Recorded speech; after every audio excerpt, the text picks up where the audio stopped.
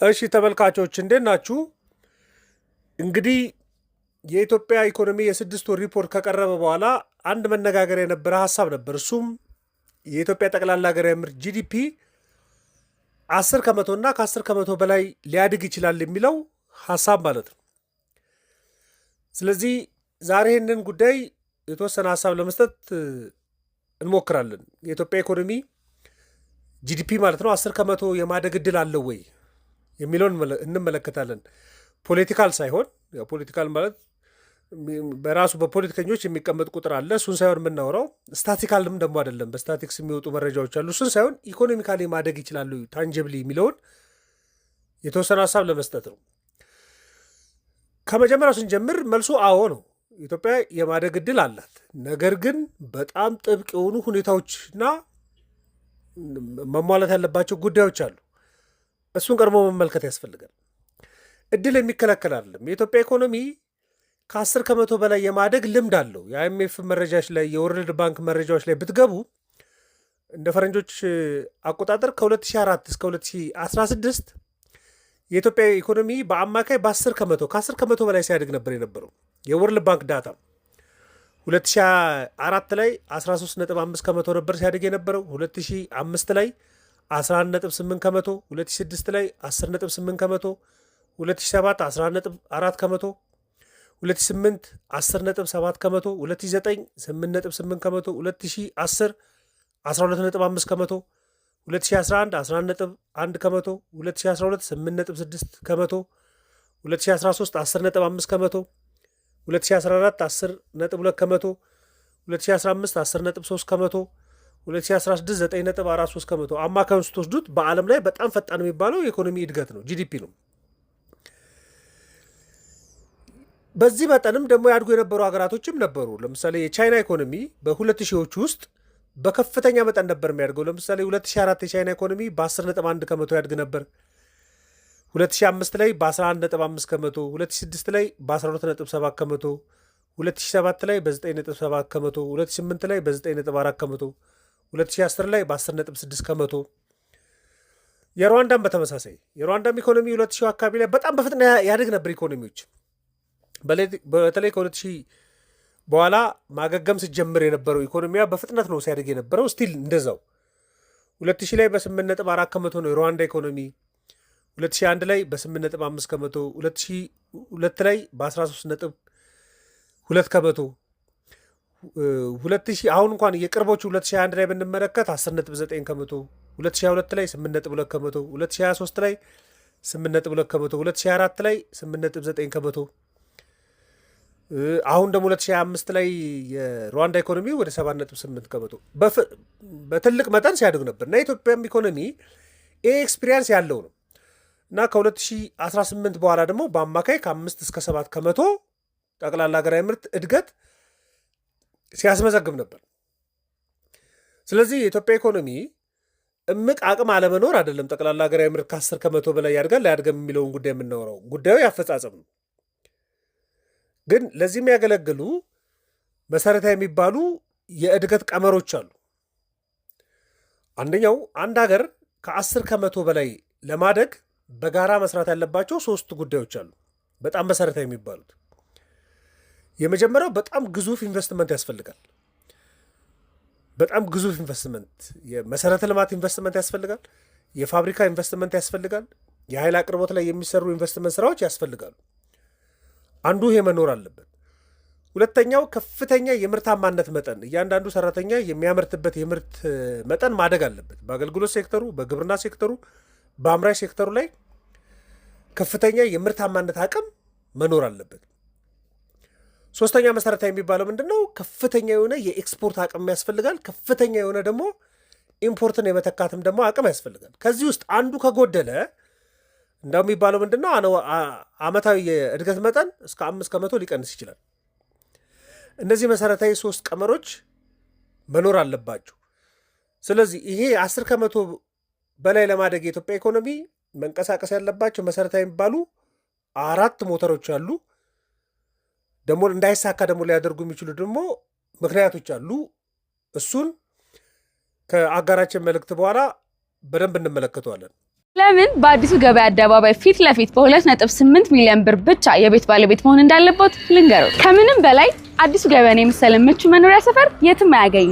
ምክንያቱም አየር ንብረቱ እጅግ ተስማሚ፣ ወደ የትኛውም ሰፈር ለመንቀሳቀስ ቢፈልጉ የመንገድ መጨናነቅ በፍጹም አያሳስቦትም። ግንባታው እንደምታዩት ከ80% በላይ ተጠናቋል። እርስዎ ዛሬ 2.8 ሚሊዮን ብር ከከፈሉ ካርታው ወዲያውኑ ወደ ስሙ ይዞርለታል። ይህ ማለት ቤቶቹ የተናጠል ካርታ ተዘጋጅቶላቸዋል ማለት ነው። ይሄ ደግሞ እንዴት ይጠቅመኛል ካሉ 50% ቀሪውን ክፍያ የቤቶን ካርታ በማስያዝ ከባንክ መበደር ይችላሉ ማለት ነው። ይህ ማለት ቤት ውስጥ እየኖሩ ቀስ እያሉ ክፍያውን ይከፍላሉ ማለት ነው። ታዲያ ይህንን የመሰለ አማራጭ ከየት ይመጣል? ጥንቅቅ ብሎ የተዘጋጁ ከባለ 1 እስከ ባለ 3 የመኝታ አማራጭ ያላቸውን አፓርትመንቶች 49 ካሬ ባለ 1 መኝታ፣ 106 ካሬ ባለ 2 መኝታ፣ 148 ካሬ ደግሞ ባለ 3 መኝታ በ86700 ብር ብቻ በካሬ ከፍለው አሁኑኑ የመኖሪያ ቤቶን ይሰዱ። በ0975 55 0708 ደውለው ቤቶ ምን እንደሚመስል ይመልከቱ። ስልክ የጠራ እርስዎ ነው ታዲያ የሚደውሉት? እንግዲህ የመጀመሪያው ቀመር ሞተር የሚባለው የኢትዮጵያ ኢኮኖሚ ከ10% በላይ ማደግ ካለበት የግብርናው ክፍለ ኢኮኖሚ ወደ አግሮ ኢንዱስትሪ ራሱን ማሸጋገር አለበት በደንብ ማለት ነው። የአንድ ጊዜ እድገት ሳይሆን ኮንሲስተንትሊ ለማደግ የሚያስፈልግ ከሆነ ግብርናው ወደ አግሮ ኢንዱስትሪ ማደግ አለበት። በቃ አሁን የኢትዮጵያ የውጭ ንግድ እንግዲህ በመንግስት እንኳን ሪፖርት በግማሽ ዓመት ውስጥ 5.1 ቢሊዮን ዶላርም ቢሆን ነገር ግን በአብዛኛው የሚልከው ጥሬ ማዕድንም ከሆነ ጥሬውን ነው፣ ቡናም ከሆነ ጥሬውን ነው። ስለዚህ እሴት ወደ መጨመር አቅም ማደግ አለበት። ለምሳሌ የኢትዮጵያ ቡና 2024 ላይ በጣም ከፍተኛ ኤክስፖርት ነው በአመት ያከናወነው ወደ 2.65 ቢሊዮን ዶላር ነው። የቪየትናም ኢኮኖሚ ቡና ላይ እሴት ይጨምራል እና 2025 ላይ ወደ 8.4 ቢሊዮን ዶላር ነው ኤክስፖርት ያደርገው ኦልሞስት ወደ 3 እጥፍ የሚሆን ማለት ነው። ስለዚህ እሴት አለመጨመር የኤክስፖርት አቅም የተገደበ እንዲሆን ያደርጋል። ስለዚህ ወደ እሴት ወደ መጨመር መሻገር አለበት፣ ወደ አግሮ ኢንዱስትሪ መሸጋገር አለበት። አሁን ከቬትናም ጋር ብናይ ኦልሞስት ያው ተመሳሳይ መሬት ተመሳሳይ ዘር ነው የሚሆኑ ቡናዎች የሚታወቁ ጉዳይ ስለሆኑ፣ ስለዚህ ልዩነቱ የሚፈጠረው ስትራቴጂ ላይ ነው። እንዳውም የሚባለው ምንድነው እሴት መጨመር አንድ ኢኮኖሚ ላይ በተለይ ግብርና ላይ እሴት መጨመር ጠቅላላ ሀገራዊ ምርት እስከ 2% እንዲጨምር ያደርጋል። ብዙ ጥናቶች የሚያሳዩ ምንድነው ጂዲፒ እስከ 2% እንዲጨምር ያደርጋል። ይሄ አንደኛው ሞተር ነው። ሁለተኛው ሞተር ከ10% በላይ ለማደግ የሚያስፈልግ ከሆነ የአምራችነት አቅም በጣም ከፍ ማለት አለበት። ከፍ አድርጎ መስራት ያስፈልጋል ማለት ነው። ለምሳሌ ኢትዮጵያ ያላትን እድል በጣም በደንብ መጠቀም አለባት። አንደኛው ምንድን ነው ጉልበት ነው ያላት፣ የወጣቶች ጉልበት ለሀገር ውስጥ ኢንዱስትሪዎችም ከውጭ ለሚገቡ ኢንዱስትሪዎችም አቬለብል ነው የሚባለው ምንድን ነው ጉልበት ነው። የርካሽ እየተባለ የሚነሳው ጉልበት ማለት ታዳሽ ኃይል ነው። ኢትዮጵያ በደንብ የሰራችውም ያላትም ታዳሽ የሆነ የኤሌክትሪክ ኃይል ፓወር አላት። በተለይ ህዳሴውን ግድብ ካጠናቀቀች በኋላ በፊትም ያላት የኃይል አቅርቦት በጣም ጥሩ የሚባል ነው። አሁን ደግሞ በጣም ጥሩ የሚባል ነው። ኢንዱስትሪ ፓርኮች አሏት። እንደውም ብዙ ዕዳ የገባችባቸው ኢንዱስትሪ ፓርኮች አሏት የኢትዮጵያ ኢኮኖሚ አለው። ስለዚህ እነዚህ ሶስቱን በማቀናጀት የአምራችነት አቅም በጣም እንዲያድግ ማድረግ ያስፈልጋል። እነዚህ ሴክተሮች የጎደላቸው እንግዲህ የውጭ ምንዛሪ አቅርቦት ነው። ስለዚህ የውጭ ምንዛሪ አቅርቦት መቀረፍ የሚችል ከሆነ ይህ ጉዳይ መልስ የሚያገኝ ነው እና ደግሞ መተማመንም የውጭ ባለሀብቶችም የአገር ውስጥም ባለሀብቶችም በአምራችነት ዘርፉ ላይ ያላቸው መተማመን እንዲያድግ ማድረግ በደንብ ነው የሚያስፈልገው። ኢምፖርትን ሰብስቲቱት የሚያደርገው አቅምም እዛ ላይ ስለሚገነባ እንግዲህ በመንግስት ሪፖርት የሰማሁት በ6 ወር ውስጥ ይመስለኛል ወደ 3.4 ቢሊዮን ዶላር የሚያወጡ ኢምፖርት ሰብስቲቱት ተደርጓል። ኢምፖርት ሰብስቲቱት የሚደረገው በአምራች ሴክተሩ ላይ ነው። የአምራች ሴክተሩ የምርት አቅም በከፍተኛ ሁኔታ እንዲያድግ ማድረግ ያስፈልጋል። ይህን ያደረጉ ሀገራቶች ናቸው በጣም ዘላቂ የሆነ የኢኮኖሚ እድገት ማስመዝገብ የሚችሉት። ሶስተኛው ሞተር የውጭ ምንዛሬና የኢንቨስትመንት ሪፎርሙ በጣም ጠንካራ መሆን አለበት። ይሄ የውጭ ምንዛሬ ልዩነት መጥበብ አለበት። በመደበኛውና በባንክ በኩል ያለው እየጠበበ መምጣት አለበት። ኢትዮጵያ ውስጥ ያለው የቢዝነስ ህጎችም በጣም ተገማች መሆን አለባቸው። ተገማች አለመሆናቸው ብዙ ነገር ችግር ስለሚፈጥር ማለት ነው። የዲያስፖራውን አቅም ቢዝነሱ ላይ በደንብ ማንቀሳቀስ ያስፈልጋል። ሬሚታንስንም ጨምሮ ለምሳሌ አንዳንዶቹን የመንግስትንም ዳታ እንኳን እየወሰድን ብንነጋግርባቸው ሬሚታንስ በ6 ወር ውስጥ ከ4.6 ቢሊዮን ዶላር ነው እንደቀረበ ሲቀርብ የነበረው። ዲያስፖራውን በደንብ ሞቢላይዝ ማድረግ ያስፈልጋል። ቢዝነስ ላይ የውጭ ቀጥተኛ ኢንቨስትመንትን በደንብ ማሳደግ ያስፈልጋል። እንግዲህ በ6 ወር ውስጥ ቀርቦ የነበረው $2.3 ቢሊዮን ፎሬን ዳይሬክት ኢንቨስትመንት ነው፣ ግን በአምራች ሴክተሩ ላይ መሆን ደግሞ አለበት። ስለዚህ የውጭ ምንዛሪና ኢንቨስትመንት ሪፎርም ካልተሳካ በስተቀር 10 ከመቶ ለማደግ በጣም አስቸጋሪ ነው ማለት ነው። ምክንያቱም እድገት በተአምር አይደለም የሚመጣው፣ እድገት በካፒታል ነው የሚመጣው። ካፒታል ነው የሚፈጥረው ጠቅላላ ሀገራዊ ምርት እድገትን። ስለዚህ ኢንቨስትመንት ጠንካራ የሚሆን ከሆነ እስከ 2 ከመቶ ጠቅላላ ሀገራዊ ምርት ላይ የመጨመር እድል አለው ይባላል። ኢንቨስትመንት ጠንካራ የሚሆን ከሆነ። አራተኛው ሞተር የመሰረተ ልማት ጉዳይ ነው።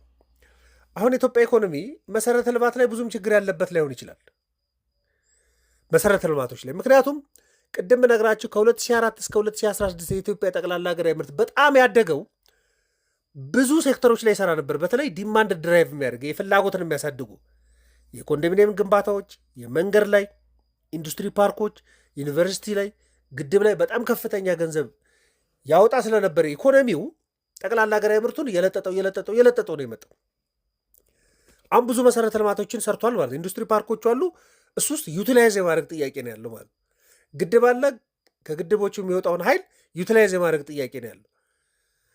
የባቡርም መንገድም ግድብም ኢንዱስትሪ ፓርኮችም አሉ። እነዚህ ስለተገነቡ ብቻ እድገት ሊያመጡ አይችሉም። ስለዚህ በጣም አስፈላጊ ምንድን ነው? ዩቲላይዝ አድርጎ መጠቀም፣ በእነዚህ መሰረተ ልማቶች የመጠቀም ጉዳይ። የቻይና ኢኮኖሚ አንዱ የሚሞገሰው በዚህ ነው። ቻይና ኢኮኖሚ ባለፉት 40ና 50 ዓመታቶች ላይ መሰረተ ልማቶች ከመገንባት ላይ ሳይሆን በብዛት ትኩረት ያደርግ የነበረው የተገነቡትን ዩቲላይዝ አድርጎ የመጠቀም፣ በሙሉ አቅም አሟጦ የመጠቀም ማለት ነው። ስለዚህ መሰረተ ልማቶችን አሟጦ የመጠቀም አቅም ከ2 እስከ 3 ከመቶ ጠቅላላ ሀገራዊ ምርት ላይ እድገት ያመጣል ነው የሚባለው። ስለዚህ የኢትዮጵያም ኢኮኖሚ ወደዚህ ትኩረቱ የሚያደርግ ከሆነ እነዚህን ኮንዲሽኖች ካሟላ 10 ከመቶ የማደግ እድል ሊኖረው ይችላል። ደግሞ ጫናዎችም ይኖራሉ። ጠቅላላ ሀገራዊ ምርት 10 ከመቶ በላይ እንዳይሆን ሊያደርጉ የሚችሉ ጫናዎች ይኖራሉ። አንደኛው ይሄ የውጭ ምንዛሬ እጥረት ጉዳይ ነው። ገበያው የግል ሴክተሩም በበቂ ሁኔታ የውጭ ምንዛሬ የሚያገኝበት ሁኔታ መፈጠር አለበት። እሱ ቻሌንጅድ ነው። እሱ መሰናክል መሆኑ አይቀርም። ሁለተኛው ይሄ ገበያው ላይ ያለው የመተማመን ሁኔታ በደንብ መሻሻል አለበት። በቃ ተገማች እንዲሆን የሚያደርገው ለምሳሌ የብድር እጥረት ካለ ጠቅላላ ሀገራዊ ምርት ለማሳደግ አስቸጋሪ ነው። የግል ሴክተሩ የብድር እጥረት የሚገጥመው ከሆነ ማለት ሐዋላን የማበረታታት ሁኔታ በቃ በፖሊሲ በስትራቴጂ የውጭ ምንዛሬ በመደበኛው በኩል እንዲመጣ የማበረታታት ሁኔታ፣ ፕሮጀክቶችን በጊዜ የማጠናቀቅ ፕሮጀክቶች ያለማዘግየት ሁኔታ። የሚዘገይ ከሆነ መተማመን እያጠፋ ነው የሚመጣው። ከፍተኛ የቢዝነስ ኢንቫይሮንመንት ቁጥጥር፣ ይህ መተማመን የሚያጠፋ ጉዳይ ነው። ለግል ሴክተሩ በቀላሉ ገበያውን አለመፍቀድ፣ ኢትዮጵያ ያለባት የውጭ ዕዳ ማቃለል አለመቻል፣ ሪፖርቶችም ትክክለኛ ያልሆኑ ሪፖርቶችም እንደዚያ ጉዳዮች ገበያው ላይ አለመተማመን ይፈጥራሉ። ይሄ በቀላሉ ኢንቨስት ላለማድረግ በቀላሉ ላለመስራት እክል የሚፈጥሩ ጉዳዮች ናቸው። ይሄ መሰናክል ሊሆን ይችላል። ፐርሴፕሽንም ደግሞ አንዱ ደግሞ ፈተና የሚሆነው ጉዳይ ደግሞ የፐርሰፕሽን ነው። አደጋ አለ ብሎ የማሰብ ጉዳይ፣ የጸጥታ የእንቅስቃሴ አደጋ አለ የሚለው ፐርሴፕሽን ኢንቨስትመንትን የሚያዳክም ጉዳይ ነው። የውጭ ባለሀብትም የሀገር ውስጥ ባለሀብቶችም ለቀቅ ባለ መልኩ ለረጅም ጊዜ ፕላን እያደረጉ ኢንቨስት እንዳያደርጉ እክል የሚፈጥር ጉዳይ ነው። ስለዚህ እሱ መቀረፍ አለበት። የወለድ ሁኔታ፣ ከፍተኛ ወለድ ማለት ኢንቨስትመንትን የሚያቀጭጭ ነው። የአገልግሎት ክፍያዎች ኢንቨስትመንት የሚያቀጭጩ ናቸው። ከፍተኛ ግብር ኢንቨስትመንት የሚያቀጭጩ ናቸው። አንዳንድ አሳሪ የሆኑ ህጎች፣ እነዚህ ኢንቨስትመንት የሚያቀጭጩ ናቸው። ማኔጅ የዋጋ ንረት፣ እንግዲህ የካሽ እጥረት፣ እሱም እነዚህ ጉዳዮች በሙሉ ምንድን ነው ተጽዕኖ የፈጥሩት? ኢንቨስተሩም ለቀቅ ብሎ ኢንቨስት እንዳያደርግ ሊያደርገው ይችላል። ሸማችም ቀለል ብሎት ሸመታ ውስጥ እየተሳተፈ ስፔንዲንግ እንዲያድግ የማድረግ እድሉ በጣም የሳሳ ነው እና ወደ ስፔኩሌሽን፣ ወደ መሸሸግ፣ ወደ ማከማቸት፣ ወደ ማሸሽ ስሜት ውስጥ እንዲመጣ ያደርጋል። ስለዚህ እነዚህ ተግዳሮት ናቸው። ጠቅላላ አገራዊ ምርት የሚያድገው የግል ሴክተሩም የመንግስትም በግልና በመንግስት ተቋማትም ያለው ኢንቨስትመንት የውጭ ቀጥተኛ ኢንቨስትመንቱ አንድ ላይ ሲያድግ ነው። ስለዚህ ሁሉም ሴክተር ላይ ያለ ችግር ጠቅላላ አገራዊ ምርት እንዳያድግ ሊያደርግ ይችላል። እነዚህ መሰረታዊ ጉዳዮቹ ካልተፈቱ፣ ከላይ ጠቀስኳቸው ሶስቱ መሰረታዊ ጉዳዮች ካልተፈቱ 10 ከመቶ ቴዎሬቲካል ሊሆን ነው ማለት ነው። ስለዚህ ኢትዮጵያ 10 ከመቶ ማድረግ ትችላለች፣ ግን ኮንዲሽኖቹ ከተሟሉ ነው። በዲሲፕሊን ከተሰራና ኮንዲሽኖቹ ከተሟሉ በአጋጣሚ ሳይሆን በስራ ልታድግ የምትችልባቸው እድሎች አሉ። ነገር ግን ለምንድን ነው የኢትዮጵያ ጠቅላላ ሀገራዊ ምርት በፍጥነት እያደገን የመጣው? የደብል ዲጂት እድገት ልምዶች አሉት፣ ግን ከዛ በኋላ ደግሞ እየቀነሱ የመጡ አሉ። ለምንድን ነው ከተባለ መጀመሪያ ከ2004 እስከ 2016 በጣም ከፍተኛ በመንግስት የሚደረግ ኢንቨስትመንት ነበር። መንግስት ሂውጅ ኢንቨስትመንት ያደርግ ነበር ኢኮኖሚ ላይ። ቅድም እንደምነግራችሁ ኮሪደር የኮንዶሚኒየም፣ የመንገዶች ላይ፣ ኢንዱስትሪ ፓርኮች፣ በጣም በርካታ ዩኒቨርሲቲዎች፣ ግድቦች፣ በጣም ከፍተኛ ኢንቨስትመንት ነበር። እሱ ኢንቨስትመንት ጠቅላላ ሀገራዊ ምርትን በፍጥነት ነው እያሳደገ የመጣው በየዓመቱ። የብድር አቅርቦት በጣም ሰፊ ነው። ከፍተኛ ብር በብድር አቅርቦት ስለሚቀርብ የግል ባለሀብቶችም እንቅስቃሴ ከፍተኛ ነው። እሱ ጠቅላላ ሀገራዊ ምርትን አሳድጓል። በብዙ ሎጂኮች ግን ካፒታል አንዴ ካደገ በኋላ ወደኋላ የመመለስ ደግሞ ባህሪ ይኖረዋል። በየዓመቱ እነዛ ፕሮጀክቶች እየተሰሩ ስለማይቀጥሉ ማለት ነው። እሱም ተደምሮበት ደግሞ ሌሎችም ችግሮች አስተናገደ ኢኮኖሚ። አንደኛው የፖለቲካ ችግር፣ ይሄ ጦርነትም ግጭትም አለመረጋጋትም መምጣት የራሱ ተጽዕኖ ፈጥሮበታል ብዬ ነው ማስበው የጠቅላላ ኢኮኖሚ ላይ። ሁለተኛ 2019 አካባቢ ላይ ደግሞ ኮቪድ መጣ። ኮቪድ የራሱን ጫና ነው የፈጠሩ። ሀገር አቀፍ ጫናም ፈጥሯል፣ ዓለም አቀፍ ጫናም ደምሮ ነው የፈጠረው ኢትዮጵያ ኢኮኖሚ ላይ። ከዛ በኋላ ለማገገም ችግር ነው። ወደ ደብል ዲጂት ኢኮኖሚ መምጣት አልቻለም። ዓለም አቀፍ ዋጋዎች መለወጥ ጫና፣ ኢቭን የራሽያና የዩክሬን ጦርነት እንኳን ጠቅላላ ኢኮኖሚ ላይ የፈጠረው ተጽዕኖ አለ። ዋጋዎች መለዋወጥ የራሱ ተጽዕኖ የነበሩበት እና እነዚህ ተደራርበው ደብል ዲጂት ላይ አልመጣም። ከ2016 በኋላ ያለው ኢኮኖሚ ከተመለከትም አሁን ደግሞ አፍሪካ ውስጥ ከፍተኛ እድገት ከሚያስመዘግቡት ሀገራቶች መካከል የኢትዮጵያ ኢኮኖሚም አለበት። ለምሳሌ 2024 ላይ ከፍተኛ ጠቅላላ ሀገራዊ ምርት ያስመዘገበች ሩዋንዳ ነች ወደ 11.8፣ ከዛ ኒጀር ነች ወደ 9.5፣ ቦትስዋና ወደ 8.2፣ ሲሸልስ ወደ 7.7፣ ቤኒን ወደ 7.6፣ ኬቨርዴም ወደ 7.3፣ የኢትዮጵያ ኢኮኖሚ ወደ 7.3 ነበር። የአይኤምኤፍ ዳታ ነው። 2025 ላይ የነ ኒጀር ኦልሞስት ከ13.4 ከመቶ በላይ ነው። የሩዋንዳ ወደ 7.8 ነው። የኢትዮጵያ ኢኮኖሚም ከ8 ከመቶ በላይ ነው። በጣም ትልቅ የሚባለው። ስለዚህ ቅድም የምንጠቅሳቸው ኮንዲሽኖች የሚሟሉ ከሆነ የኢትዮጵያ ኢኮኖሚ 10 ከመቶ ሊያድግ ይችላል። የማደግ ኤክስፔሪንስም ነበረው። ስለዚህ ኮንዲሽኖቹን ለእናንተ ለማቅረብ ነው። ማንኛውም ሀሳብ አስተያየት ካላችሁ የኢትዮጵያ ኢኮኖሚ ቪው ቴሌግራም እና ፌስቡክ ላይ ልትልኩልኝ ትችላላችሁ። ለነበረን ቆይታ በሙሉ ከልብ አመሰግናለሁ። መልካም ቀን።